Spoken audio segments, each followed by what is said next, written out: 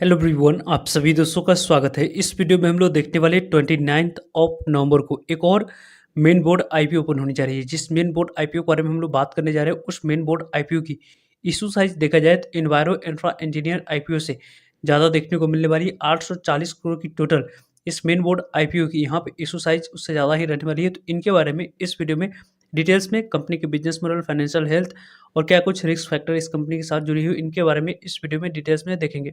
So video के अंदर देखिएगा और ऐसे ही daily IPO, grey market premium और स्टॉक स्पेसिफिक अपडेट के लिए चैनल को सब्सक्राइब कर लीजिए। साथ ही कमेंट्स में टेलीग्राम ग्रुप का लिंक दिया गया है, वहाँ भी जुड़ सकते हैं टाइमली अपडेट के लिए।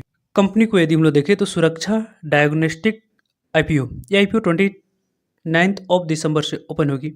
देखा जाए तो 13 ऑफ नवंबर, 1 ऑफ दिसंबर यहाँ पे मार्केट क्लोज रहेगी। तो इसके कारण से नेक्स्ट वीक 1 ऑफ दिसंबर और 2 ऑफ दिसंबर और 3 ऑफ दिसंबर इस आईपीओ में अप्लाई करने की देखा जाए तो अपॉर्चुनिटी मिलने वाली है। यानी कि इस आईपीओ में जनरली 3 दिन जो आपको आईपीओ ओपन रहती है, उसमें यदि हम लोग बात करें तो 29 ऑफ नवंबर, 2 ऑफ दिसंबर और 3 ऑफ दिसंबर, इन 3 डेट को इस मेन बोर्ड आईपीओ में आपको अप्लाई करने के लिए अपॉर्चुनिटी मिलेगा। कंपनी के फेस वैल्यू 2 रुपीज़ है। कंपनी की प्राइस बैंड की बात करते हैं तो 441 रुपीज़ जो कंपनी की अपर प्राइस बैंड रखी गई है, उस अपर प्राइस बैंड के अकॉर्डिंग इस आईपीओ में अप्लाई करते समय यहाँ पर सिलेक्ट करना है।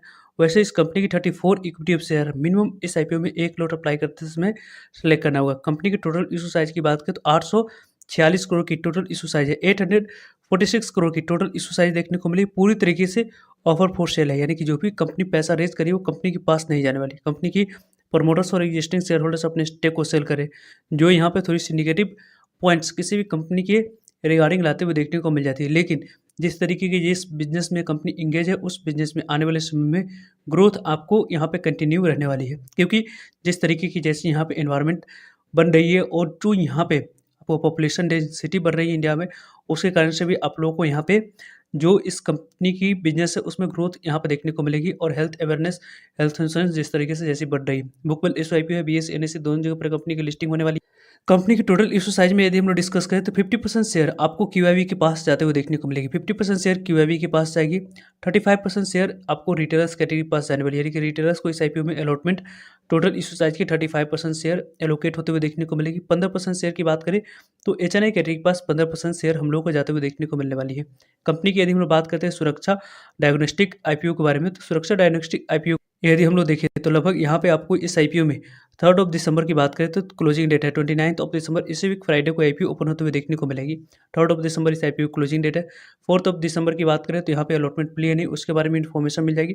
5 ऑफ दिसंबर को नहीं मिलने पर पैसे रिफंड करी जाएगी और 5 ऑफ दिसंबर को ये कंपनी आपको लिस्ट होते हुए देखने को मिल जाएगी। कंपनी के बारे में बात करें तो 6 ऑफ दिसंबर को कंपनी लिस्ट होते हुए देखने को मिलेगी। 5 ऑफ दिसंबर को डीमेट अकाउंट में शेयर को क्रेडिट करा जाएगा। वैसे इस कंपनी की एक लॉट अप्लाई करने के लिए कितने अमाउंट्स की रिक्वायरमेंट देखने को मिलने वाली है, तो लगभग यहाँ पे 14,994 रुपये अमाउंट्स की रिक्वायरमेंट दिख रही है मिनिमम इस आईपीओ में एक लॉट अप्लाई करने के लिए। स्मॉल एचएनआई कैटेगरी में अप्लाई करने के लिए 2,09,916 रुपये अमाउंट्स की रिक्वायरमेंट देखने को मिल रहा है। और बिग एचएनआई कैटेगरी में अप्लाई करने के लिए 10,04,598 रुपये की यहाँ पर रिक्वायरमेंट देखने को मिली। कंपनी के बारे में बात करें, कंपनी किस तरीके से कैसी साउंड कर रही है, उसको यदि हम लोग देखते हैं बेसिक इन्फॉर्मेशन के साथ, तो कंपनी को 2005 में शुरुआत की गई थी। सुरक्षा डायग्नोस्टिक लिमिटेड कंपनी ऑफर करती है पैथोलॉजी की बात करें, रेडियोलॉजी हो गई, टेस्टिंग की बात करते हैं, अदर यहाँ पे देखा जाए तो एंड मेडिकल जो कंसल्टेंसी सर्विसेज होती है वो कंपनी यहाँ पे प्रोवाइड कराती हुई देखने को मिल जाती है। कंपनी यहाँ पे सेंटर की बात करें, रेफरेंस लेबोरेटरी हो गई विथ यहाँ पे 8 जो सैटेलाइट लेबोरेटरीज हो गई, 215 यहाँ पे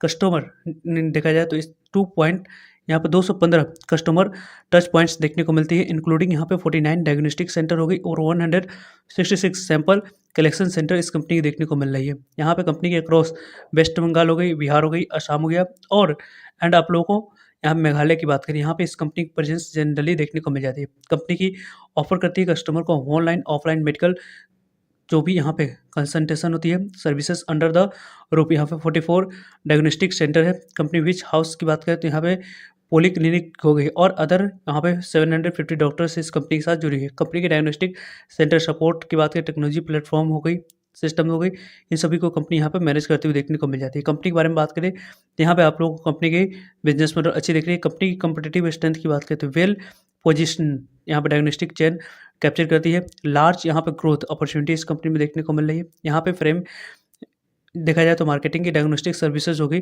ईस्टर्न एंड और नॉर्थ नॉर्दर्न एरिया में नॉर्थ ईस्ट एरिया में इंडिया की प्रेजेंस देखने को मिल रही है। कंपनी की इंटीग्रेटेड डायग्नोस्टिक प्रोवाइड कराती हुई देखने को मिलती है, ऑफरिंग करती है, पैथोलॉजी हो गई और रेडियोलॉजी टेस्टिंग की बात करें वो कंपनी यहाँ पे प्रोवाइड कराती हुई देखने को मिल जाती है। वेल इन्वेस्टेड एंड आप लोगों को टेक्नोलॉजिकल जो एडवांस क्लिनिक यहाँ पे इंफ्रास्ट्रक्चर होती है वो कंपनी करती हुई देखने को मिल जाती है।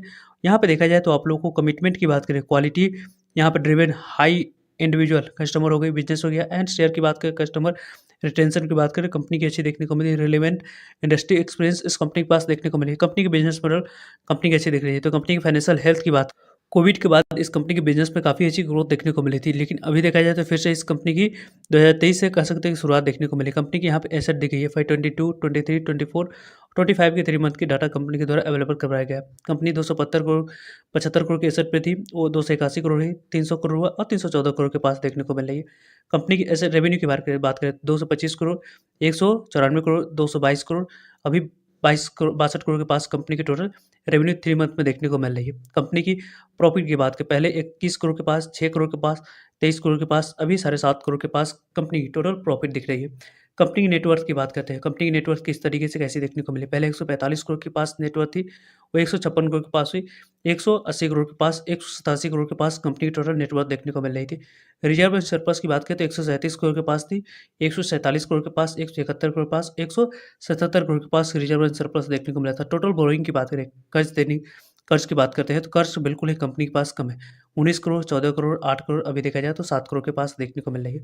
कंपनी की यदि हम लोग हेल्थ को देखें तो कंपनी की अच्छी फाइनेंशियल हेल्थ है। आरओई की बात करें, रिटर्न ऑन इक्विटी की तो 14% के पास है, रिटर्न ऑन कैपिटल एम्प्लॉयड 21% के पास दिख रही है। डेट इक्विटी काफ़ी ज़्यादा कंट्रोल में 0.2 की है, जीरो रहती तो और बेहतरीन रहता। कंपनी की रिटर्न ऑन नेटवर्थ 14 के पास है, प्राइस टू बुक वैल्यू 13 के पास है और प्रॉफिट आफ्टर टैक्स मार्जिन 10.57% के पास देखने को मिली। कंपनी अच्छी साउंड कर रही है। कंपनी के बारे में एक स्पेसिफिक हम लोग वीडियो वैल्यूएशन के रिगार्डिंग आने वाले समय में आप लोगों के लिए लाएंगे, सो जुड़ रहिएगा चैनल के साथ ताकि आप लोगों तक अपडेट मिल पाए। वैसे इस कंपनी की प्राइस टर्निंग 99 की रखी गई है कट प्राइस के अकॉर्डिंग। आने वाले समय में इस कंपनी की प्राइस किस तरीके से कैसी इस कंपनी की इंडस्ट्री के पेयर कंपटीटर से दिख रही है उसको आगे हम लोग डिस्कस करेंगे किसी और वीडियो में। ऑब्जेक्टिव की बात करें तो किसी भी तरीके कोई भी ऑब्जेक्टिव यहाँ पे नहीं है, क्योंकि कंपनी की जितनी भी इशू साइज है वो पूरी तरीके से ऑफर फॉर सेल है। जो भी पैसा कंपनी मार्केट से रेज करी हो कंपनी के पास जाते हुए देखने को नहीं मिलने वाली। कंपनी के प्रमोटर्स और एग्जिस्टिंग शेयर होल्डर्स अपने स्टेक को सेल करें, उसके कारण से इस कंपनी की बात करते हैं तो कोई भी ऑब्जेक्टिव आईपीओ लाने की दिख नहीं रही है। कंपनी की बात अभी तक जिस वैल्यूएशन पर कंपनी की आपको आईपीओ आ रही है उसके अकॉर्डिंग कंपनी की ग्रे मार्केट प्रीमियम में उतनी एसएच रिपोर्ट के अनुसार से डिमांड्स देखने को नहीं मिली। अभी तक ग्रे मार्केट प्रीमियम में डिमांड स्टार्ट नहीं हुई। जैसे इसकी ग्रे मार्केट प्रीमियम में किसी भी तरह की कोई भी डिमांड स्टार्ट होती है तो वीडियो के माध्यम से जरूर आप लोगों तक अपडेट पहुंच जाएगी। सो जरूर रहेगा ताकि आप लोगों तक अपडेट पहुंच पाए। फर्दर जो भी डाउट करिए कमेंट्स करके आप पूछ सकते हो। सो आई होप आपके लिए सारे इन्फॉर्मेशन यूजफुल है। वीडियो को लाइक, चैनल को सब्सक्राइब और शेयर करने के लिए आप सभी का धन्यवाद। मिलते हैं एक नए इन्फॉर्मेटिव वीडियो में, तब तक के लिए जय हिंद, जय भारत।